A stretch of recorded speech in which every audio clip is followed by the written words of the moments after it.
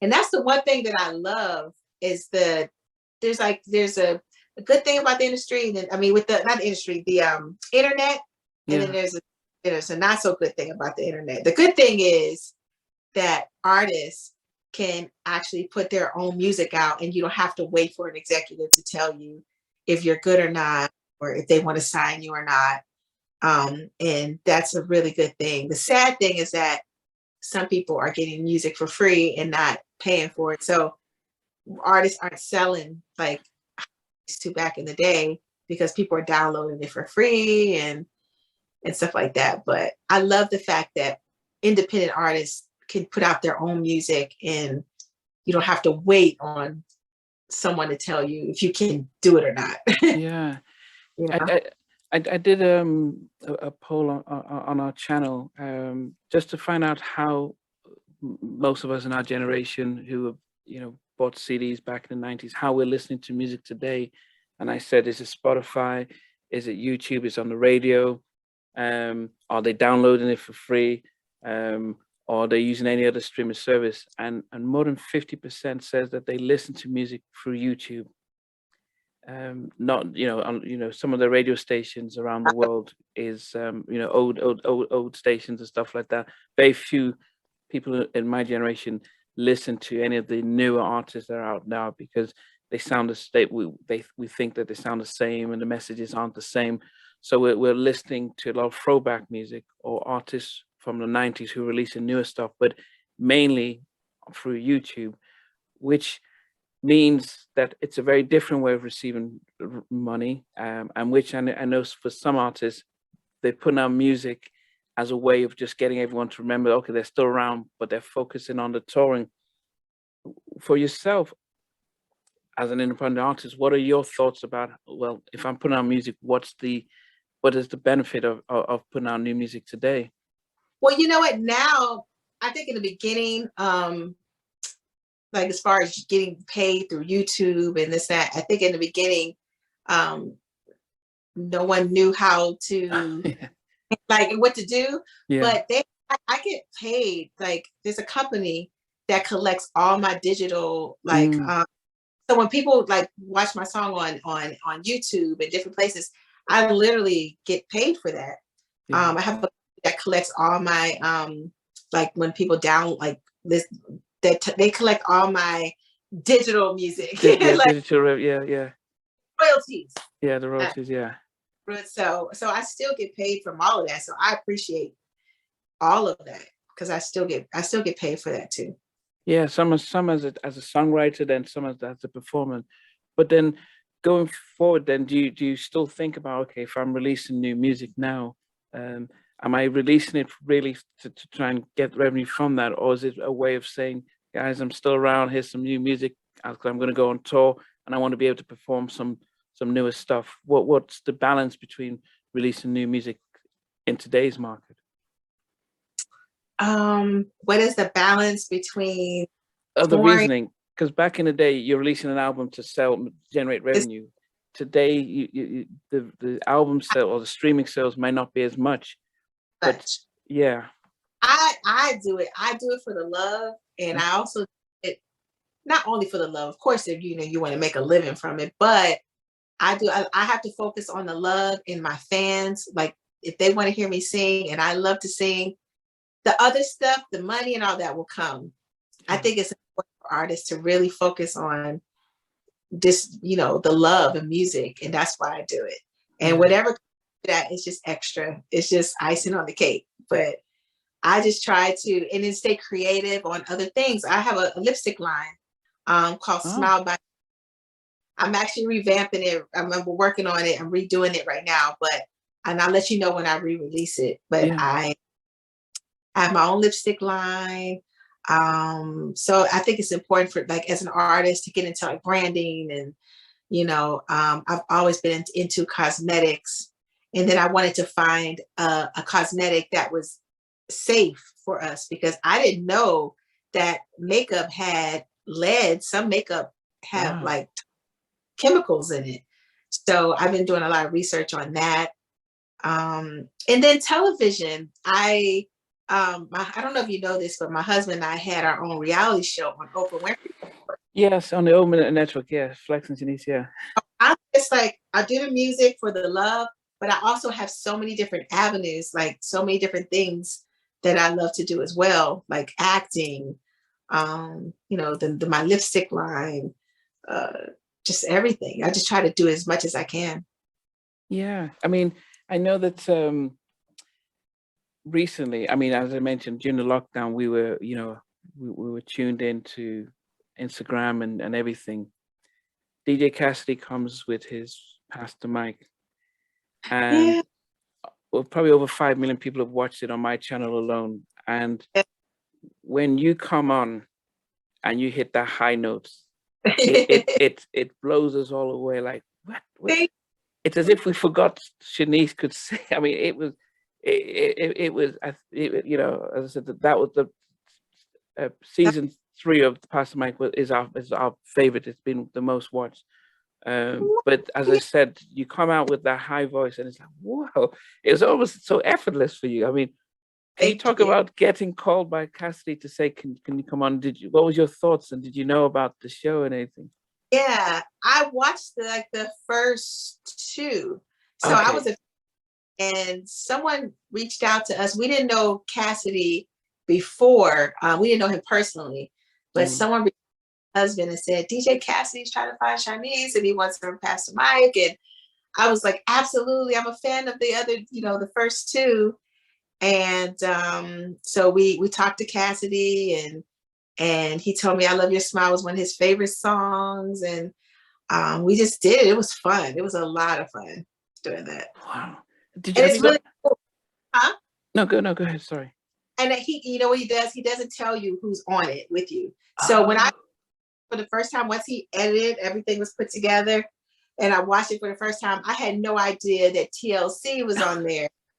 Boyz II Men and SWV and Casey, was it JoJo? Casey, Keith Sweat, Father MC, Teddy Riley. So watching it for the first time was so much fun because he doesn't tell you who's on when you shoot it. So that was cool. The part when you do the little high, did you know? I mean, as I said, that's everyone says, my goodness, Shanice, where did that come from? Did you practice that, or did you throw that in? Like, let me just show you guys. I've always been a big Minnie Riperton fan, and I did. If you listen to my Inner Child album, I remade "Loving You" on album. So I've always been a fan of Minnie Riperton and that whistle note that she hits, and so that's just something I've always used. Like in the beginning, I couldn't hit the note like when I was younger, and I started studying with Seth Riggs. My vocal coach's name is Seth Riggs. I started studying with him, and then I started hitting notes that I couldn't hit before, just from vocal exercises and all of that. So that was just something that I've always enjoyed, like doing. I love Minnie Riperton. Wow. Then the other time then I see you was on the BET Awards, the Cypher, Soul Cypher. Yeah. Goodness. It's almost as if you were just like, okay, let me show you guys what you're missing with, and then you just blowing the stuff. It's like, wow. I mean, and Shantae Moore is also one of my favorite because she has that kind of angel voice, but you're there singing like that. I mean, wow. Stage was like amazing. Like I'm a fan of, PJ and Stokely and Shantae. And I got the phone call maybe about 2 or 3 days before the show. So they said, could you do the Soul Cypher? It was like a last minute thing. Wow. And yeah, of course I'll do the Soul Train Awards. Yes. So they said, they gave me this Erykah Badu beat. And they said that I had to write 16 bars to this Badu beat. And so I just made up a 16, my 16 bars. But then when I got there, Shantae and everybody, they were singing their own songs, kind of their own songs on top of this. I was like, wait a minute, I could have just sang "I Love Your Smile" on top of it. But I actually wrote everything that I sang. I actually had a couple of days to write it. So wow, I had to write it, find something weird really fast. It was like this. It was so last minute, but I'm so glad I got to share the stage with it. Yeah, no, as I said, vocally, I mean, you hit us with those two performances, and it was like, wow, and that's where the sort of nostalgia for us were like, man, this we kind of missed not just the music, but the versatility, the difference, and the styles that our 90s artists bring. COVID has sort of, it's still lingering around, but people have gone back on tour. What about yourself then? Unfortunately, we're here in the UK, so we don't get to appreciate to see you guys. But have you, after Eh, did you go back on the road and? Yeah, I've been doing shows here and shows there, here and there. When I did the show, I don't know if you saw, I did an episode with Shantae, Kelly Price, Deborah Cox, and Jill Scott. She has a show called, what is it called? First Wives Club. And Okay. in the episode, Deborah Cox mentions to Jill Scott, no, Jill Scott mentioned Deborah Cox that she wanted to put a girls group together. So then I come out, myself, Shantae, and Kelly Price, we walk into the room and surprise Deborah Cox. So when we shot that episode, we did talk about possibly turning that into a real tour. That's something that we all talked about. But COVID is just like really Hmm. making Wow. to but that's something I would love to do, like a girls night out tour Okay.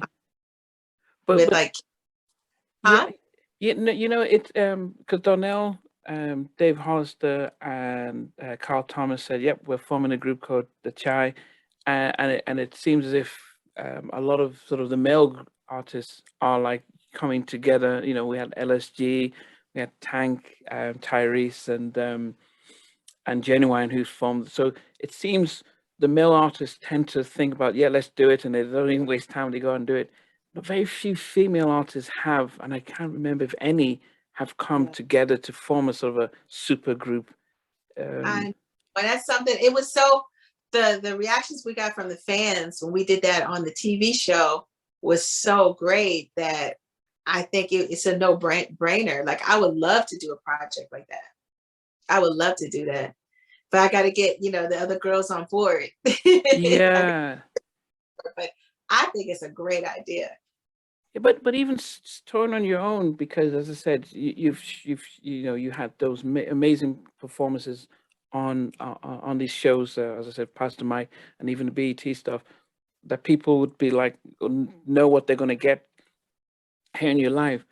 But are you as keen to do solo tours around, or is it just there's too much, you're balancing a lot of your business, your cosmetic line No, and other things? no, I have somebody working on some things for me right now because I want to go on tour. Okay. Still different now because of COVID, but there's ways to do it, safely. Yeah. Um, but yeah, I definitely would love to go on tour for Yeah. sure. Uh, Maybe uh, next. okay. Yeah, and I mean, as I said, people that it. Yeah, as I noticed, it it's important to be safe because, as I said, when you have a family, and and there's always a balance. What about new music? Is there anything that we can expect from you from that? Always working on new music. I'm working on new music. I'm definitely going to release some new music next year for sure. I don't have a date or anything, but I'll keep you posted. Okay. Posted. So, I mean, as we wrap up, I mean, vocally, you amazed us, as I said, performing. As could we ever see you re-record any of your best songs from your first and second album in your modern day Shanice voice for us to experience those songs in how you are today? That's a great idea. I've always wanted to do that. I just have to, have a couple, I just have to find the right label to help me put it out there. Because I don't want to just record it and just throw it out there any kind of way. I want to have a good team behind it, good label, marketing, PR, like all of that. But that's actually a great idea. And that's something that I've thought of for sure. Yeah, So because I mean, as I said, we had Taylor Swift when she said, "Yep, she's re-recording her album." that's great. As Shantae said, she's just about to do it. And you know what's smart about that is that the label owns the master. So they own the label owns the original copy, right? Yeah. If you re-record it and you wrote it, you own it. Yeah. But you would actually own that recording, which is a great idea.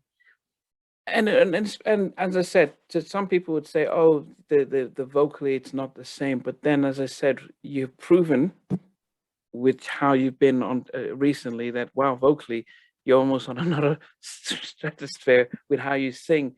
And so to hear you sing those songs, and the ones that you wanted to release that didn't get released again, would be something that people would request and want to listen to and hold on to. I agree. I totally agree with you. So I need to figure out how to make that happen.